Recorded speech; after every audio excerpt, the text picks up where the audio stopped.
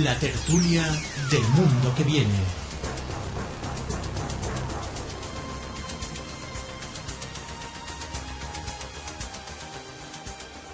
Bueno, como emitimos en directo desde el Salón Internacional de la Franquicia, para esta semana hemos cambiado ligeramente el orden. Como dicen que el orden de los factores no altera el producto, hemos dejado para el final nuestra tertulia, porque además tiene más que ver con otros temas que no son exactamente los que hemos tratado hasta ahora, y porque así citábamos un poquito más tarde a nuestros dos tertulianos de hoy. Ya sabemos que casi siempre tenemos 2 de 3, salvo el primer día que coincidieron todos.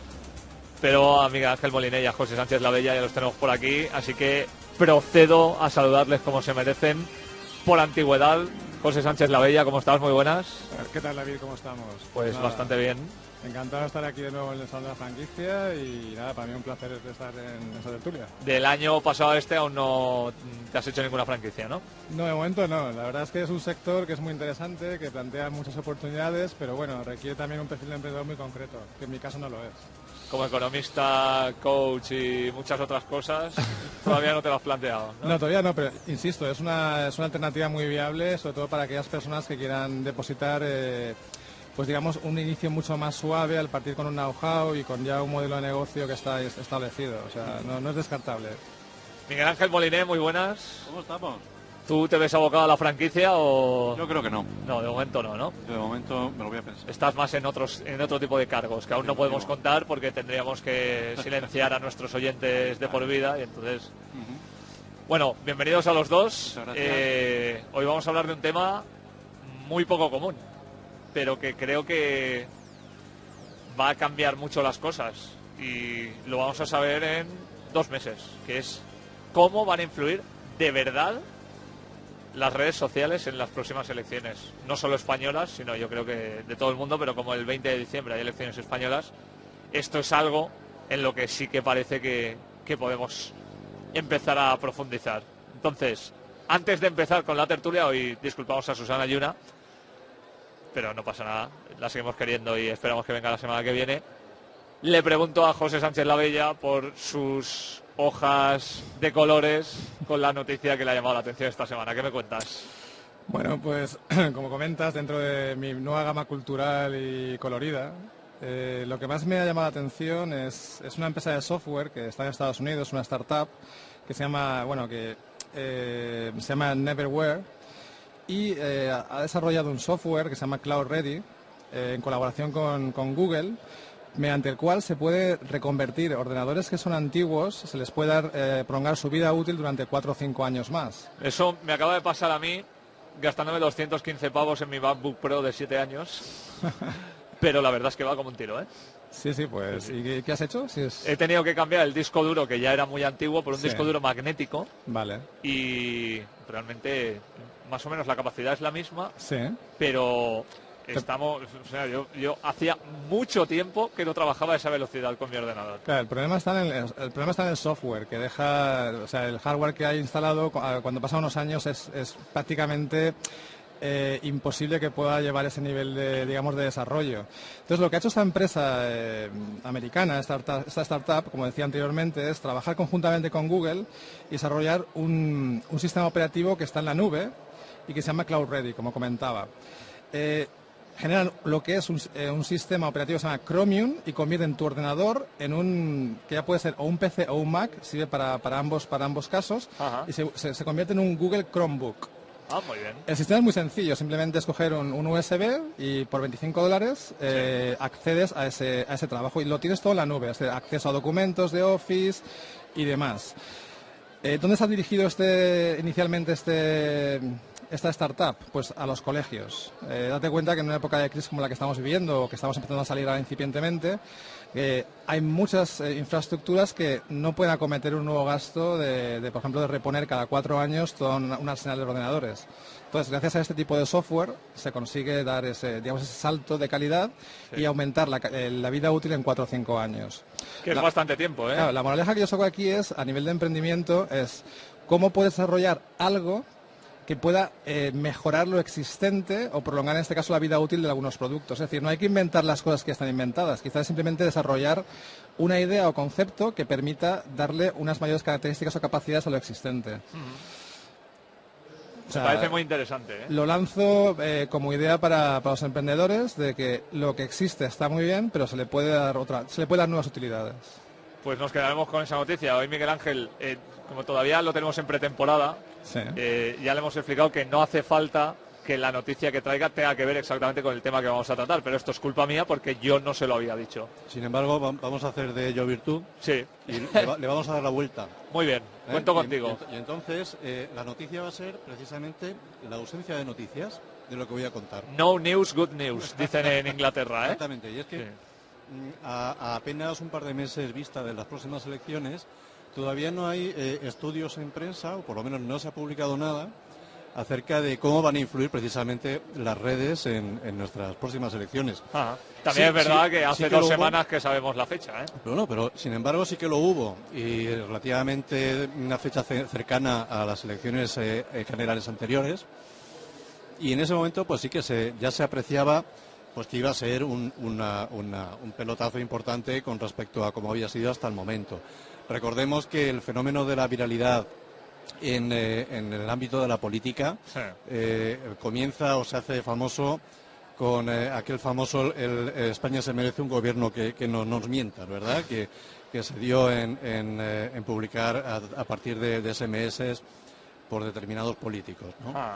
Bueno, pues eso se ha convertido ahora en el uso sobre todo en este sentido, en este ámbito de Twitter y seguido de Facebook, ¿no? Luego seguiremos hablando un poquito y os diré un poco las cifras que he sacado de qué seguidores o cuántos seguidores tienen cada uno de los políticos que tenemos a día de hoy para las campañas de elecciones generales, y veremos algunas diferencias interesantes. Bueno, ya que ha introducido el tema, os empiezo a lanzar. Todo esto viene porque yo veo un tuit de una persona a la que ya entrevistamos el año pasado, que es Francesc Pujol, que es catedrático en la Universidad de Navarra y habla sobre nuevas tecnologías y medición de datos, prácticamente Big Data ya, casi en tiempo real.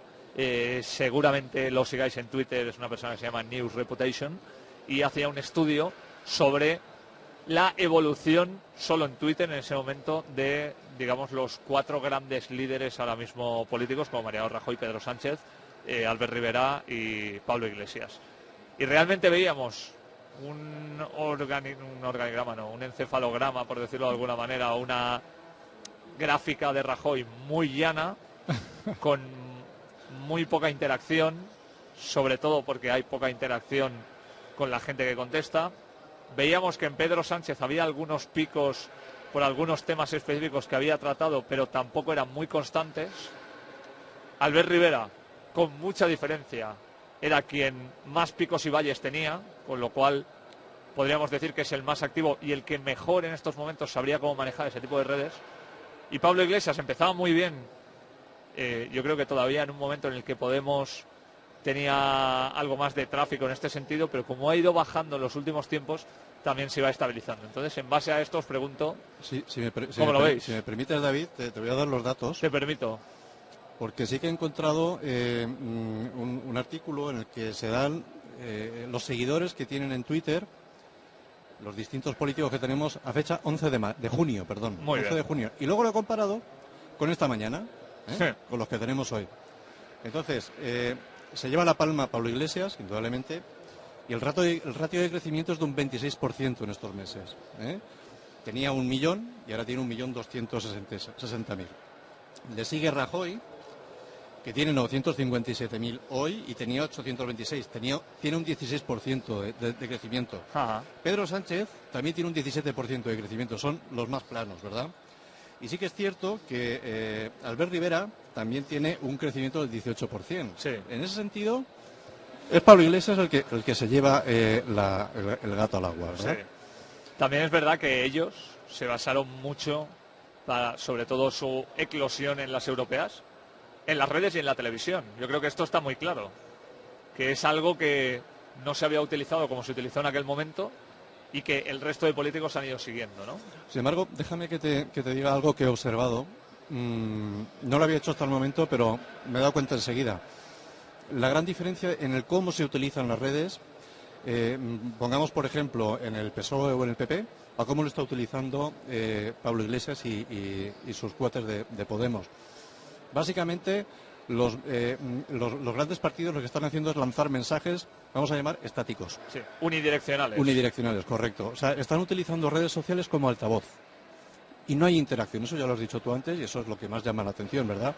Tienen muchísimos seguidores, pero la ratio de seguidores versus a lo que ellos siguen y contestan son bajísimas, sí. ¿vale? Sin embargo, en Podemos basan más sus mensajes no tanto en consignas como en momentos estelares de Pablo Iglesias. Le han hecho una entrevista, pues sacan la entrevista. Claro. Le han hecho un meeting, pues sacan los momentos cruciales del meeting. Y de esa manera llegan de una manera más clara, yo pienso, incluso más actual, porque claro. Si algo está candente, lógicamente la gente lo va a comentar más, ¿no? E indudablemente, además, yo creo que la gente está cansada del machamartillo de los mensajes.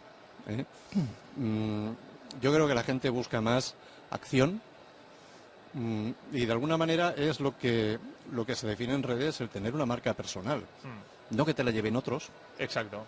Y que tú seas tú mismo en el día a día, aunque tengas un equipo detrás. Como le pasó a Rosa Díez, ¿no? ¿Qué le han pasado tantas cosas a Rosa Díez? Bueno, eso que estaba saliendo en televisión española, creo recordar haciendo una entrevista estaba tuiteando al mismo tiempo, ¿no? No, eso le pasó también a un futbolista. Que... Sí. Bueno, hay gente que tiene el don de la omnipresencia, ¿no? De pero la ubicuidad. no es en todos.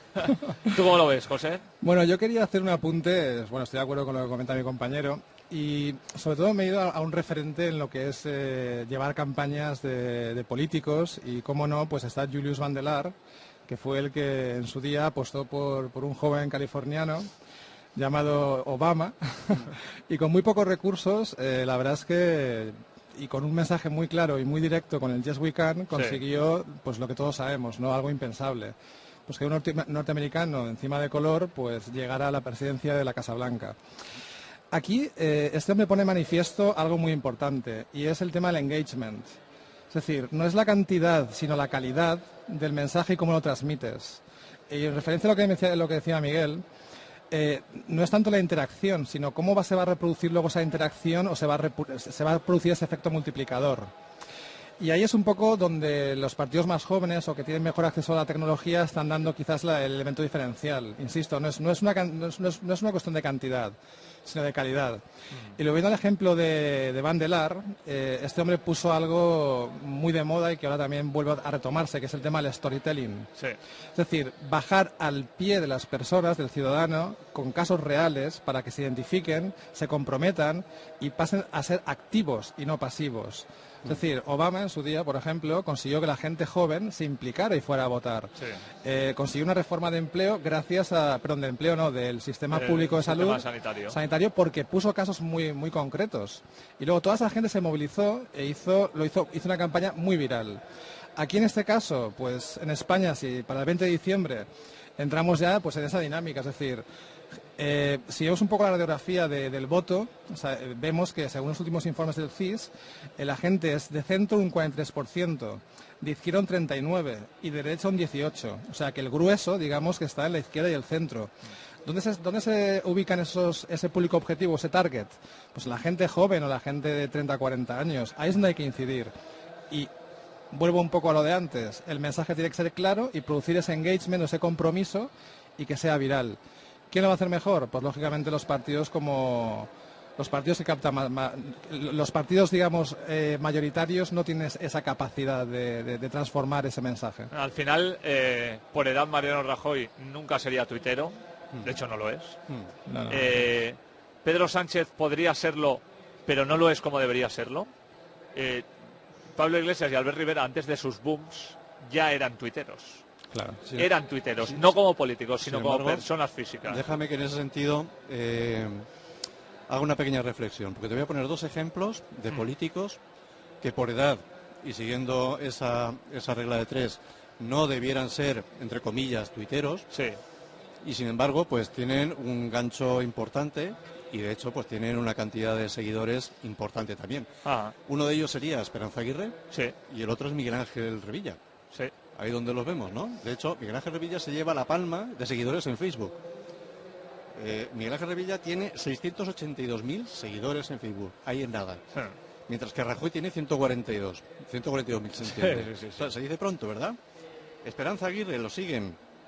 A ver que lo tengo por aquí. 494.000, ¿de acuerdo? Y Miguel Ángel Revilla, 585.000. En Twitter hablamos. En Twitter, hablamos de Twitter ahora, ¿verdad? Pero Quiere decirse, Yo creo que son excepciones. son ¿no? excepciones porque entiendo que son personas que se rodean de un buen equipo y además ambos dos son muy espontáneos. Y les gusta el cara a cara. Eso es. Porque hay muchos políticos que rehuyen el cara a cara, vamos a llamarlo, con gente de un rango inferior, que claro, en teoría, todo el mundo tiene un rango inferior al presidente del gobierno, a nivel de cargo público, y no entran en determinadas cosas en las que a lo mejor Albert Rivera o Pablo Iglesias, incluso Pedro Sánchez, Esperanza Aguirre o Miguel Ángel Revilla, sí que entran a hablar. De hecho, posiblemente la gran victoria de Miguel Ángel Revilla sea casi lo que le pasó a Juan Carlos I en su buena época, que es que la gente lo veía campechano. Claro. sí, Déjame tema de además... cercanía, si me apuras. Al final es un poco lo que comentaba antes, solo un inciso. Y es que el mensaje llegue. Y el mensaje tiene que ser genuino, sin filtros. Claro. Porque la gente lo detecta. Y una vez has conseguido captar esa atención y es genuina, es cuando consigues ese efecto multiplicador y que esa persona a su vez sea viral. Ahí está el matiz para mí, la importancia de cómo se genera una campaña de una forma correcta o incorrecta. Decías, Miguel Ángel. Sí, déjame además que diga una pequeña maldad. Por favor. Maldad entre comillas, ¿verdad? Habría que ver también, en cuanto a la calidad de lo que se dice, qué es lo que se dice.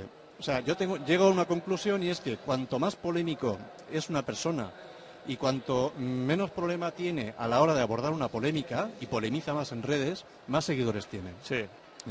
Ahí Que no significa que sean seguidores fieles, ¿eh? No, en absoluto. Que hay gente que sigue a personas solamente para atacarles. Yo estoy convencido de que del 1.200.000 seguidores que tiene Pablo Iglesias en Twitter, en absoluto son todos seguidores suyos porque piensen igual que él, en absoluto, ¿de acuerdo? Porque ahí tendríamos pues a todos los periodistas de España que lo están siguiendo, ahí tendríamos toda la oposición que lo está siguiendo, etcétera, etcétera. Así podríamos seguir, ¿verdad? Pero esto me lleva a renglón seguido a hablar del tema de suscriptores. Esto se ve muy bien, por ejemplo, si nos vamos a los canales de YouTube de cada uno de los partidos, ¿verdad? Aquí el que se lleva la palma otra vez es Podemos. Podemos tiene 55.000 prescriptores, nada menos. Mientras que, por ejemplo, el PP tiene 6.000 y el PSOE tiene 8.000. O sea, es que no tiene nada que ver. Nada que ver. ¿Esto qué quiere decir? Podemos viene de ser una productora televisiva, también hay que tenerlo en cuenta. Conoce los lenguajes, Claro. conoce YouTube y su importancia. Sí, pero ¿Y su target cuál es? Claro. O sea, ¿a qué público se dirige? Es que son segmentos distintos. Lo que quiero decir con esto es que además en Podemos se tiene muchísima conciencia de lo que supone o del poder que tiene este medio de comunicación, ¿eh?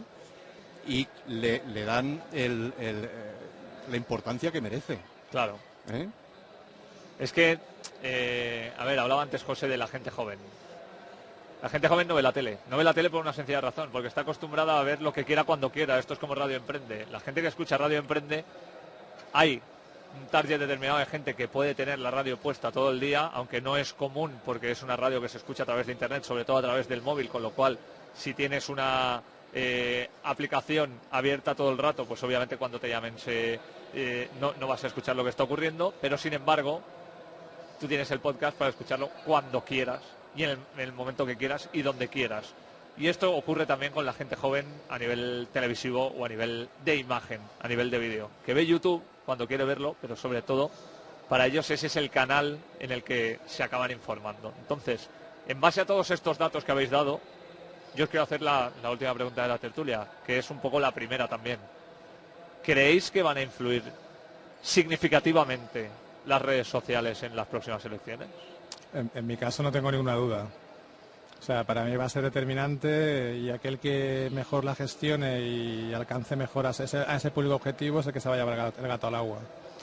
Vivimos una sociedad cambiante en la que hay muchos estímulos y las redes sociales son un hecho. Y el que lo obvie, pues realmente es como el que vio en su día el que vendía caballos y en su día vio llegar el tren. O sea, y dijo, vaya tontería de invento, ¿no? Pues con eso se quedaría, con eso se quedó ese hombre. ¿Qué dices, Miguel Ángel? Tú Pues además que has estado dentro y que, Sí. y que le diste mucha importancia a las redes sociales en un sector que no lo tenía. Tú lo sabes que yo lo he vivido y además lo he promocionado. Yo creo que no va a ser tan importante como nos pensamos. No es para llevar la contraria a José, porque yo comparto lo que ha dicho.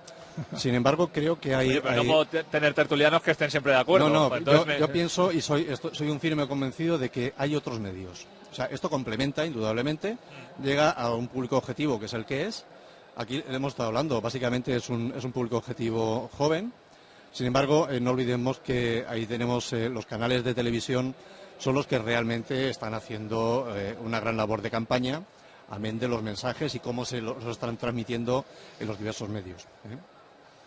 Pues señores, lo vamos a saber pronto, pero este debate queda ahí y nos lo escucharemos la semana siguiente, en Navidad, y veremos si teníamos razón o no. Muy bien. Hablamos la semana que viene, gracias por venir. Muy bien, un placer, como Un siempre. abrazo. Un abrazo a todos. Están en todos lados, van recorriendo el mundo haciendo que te sientas raro. Los sueños no descansan, siempre quieren más.